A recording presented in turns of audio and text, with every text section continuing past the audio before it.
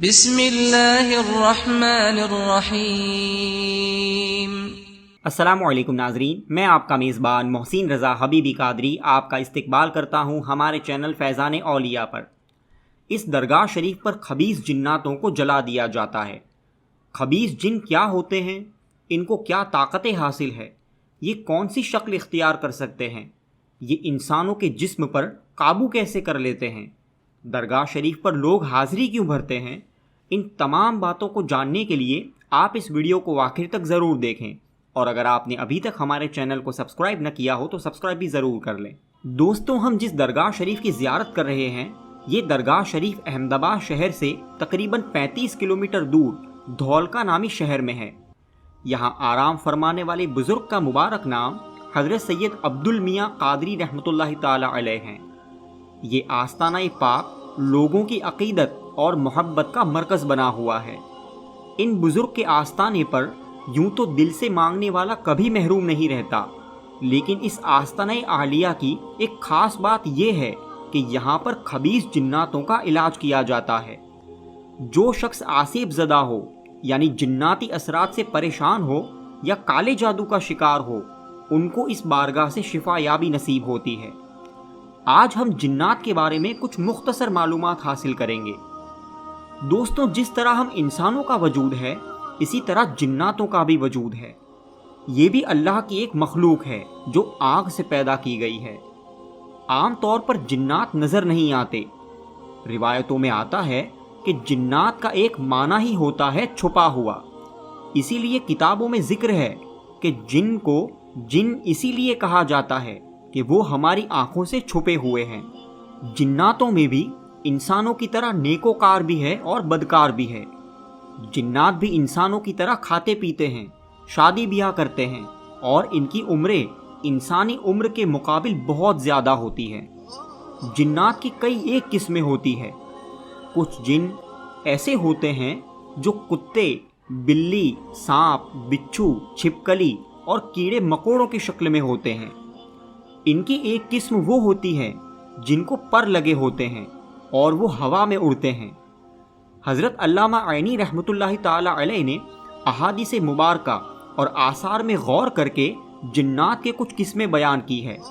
اس میں آپ فرماتے ہیں کہ جنات کی ایک قسم ہے جسے گول یا عفریت کہا جاتا ہے۔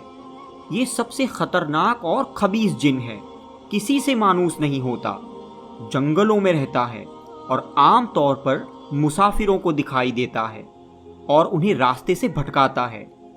خبیث جنات انسانوں کو ستاتے ہیں اور انہیں پریشان کرتے ہیں۔ وہ انسانوں پر حاوی ہو جاتے ہیں اور پھر وہ بندہ ایسی حرکتیں کرنے لگتا ہے کہ دیکھنے والا تعجب میں پڑ جاتا ہے۔ اکثر و بیشتر ایسے جنات کے اثر والے لوگوں کو بزرگوں کے آستانوں پر لایا جاتا ہے، اور اللہ کے ولی اپنی روحانی قوت سے اس خبیث جنات سے انسانوں کو چھٹکارا دلاتے ہیں، اور اس بات کا ثبوت بھی احادیث میں موجود ہے۔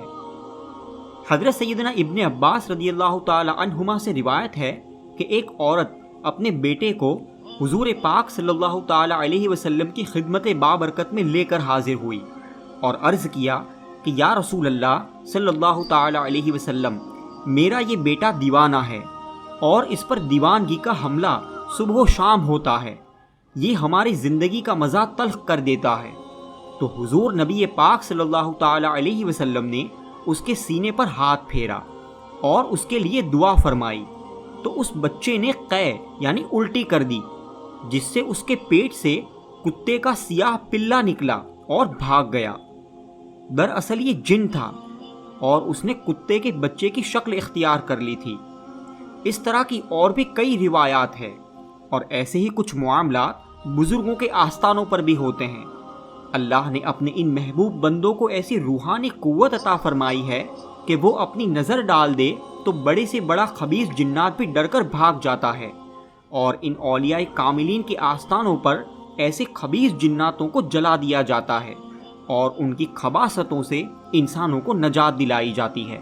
ان میں سے کچھ مشہور آستانے ایسے ہیں جہاں پر لوگ دور دور سے آ کر اپنی پریشانی سے نجات پاتے ہیں، جیسے کلیر شریف میں حضرت سیدنا صابر پاک کا آستانہ، کچھوچھا مقدسہ میں حضرت سیدنا مخدوم اشرف جہانگیر سمنانی کا آستانہ، اوناوا شریف میں حضرت سیدنا میرا علی داتار کا آستانہ، اور ان کے علاوہ بھی اور بھی کئی آستانہ مقدسہ ہیں۔